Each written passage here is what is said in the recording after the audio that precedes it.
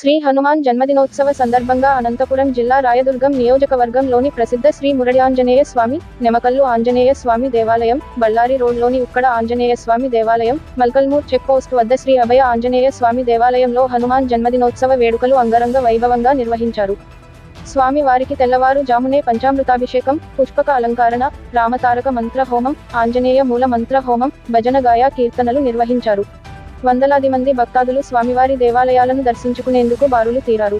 దేవాలయంలోని మూలవిరాట్ను రంగురంగుల పూలలతో అలంకరించారు. అర్చకుల మంత్ర ఉచ్చరణల మధ్య పూజా కార్యక్రమాల్లో ఘనంగా నిర్వహించారు.